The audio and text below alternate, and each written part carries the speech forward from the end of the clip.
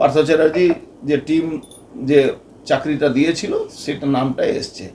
এখন এখন ভাইপোর টিমটা মানে পিসি তো এসে গেছে, এবার ভাইপোর টিমের নামটা কবে আসবে যারা চাকরি পেয়েছে তার অপেক্ষায় আমরা আছি, কবে এসএসসি এই নামগুলো দেবে। ভাইপোর টিমের মধ্যে আমাদের এখানকার যিনি সাংসদ আছেন সৌগত রায়েরও লিস্ট আছে, পার্থ ভৌমিকের লিস্ট আছে, কিন্তু ভাইপোর এরা কাছের লোক, এরা সব 250 জনে তো পার্থ ভৌমিকের দেওয়া চাকরি আছে, যেরকম ওই লিস্টটাও আসবে।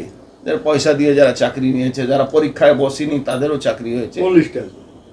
এই যে এসএসসি লিস্টটা আবার যে বেরোবে, আরো লিস্ট বেরোবে, দাগি নিশ্চয়ই বেরোবে। 6000 তো লিস্ট আছে, নাহলে 238 কোটি টাকা রিকভারি দেখাচ্ছে, তো 238 কোটি টাকা রিকভারি হিসাবে তো 6000 লোকেরই আসছে, যে টাকা যে পরিমাণ টাকা নেওয়া হয়েছে। তো সেই লিস্টটাও খুব শীঘ্রই এসএসসিকে দিতে বাধ্য হতে হবে।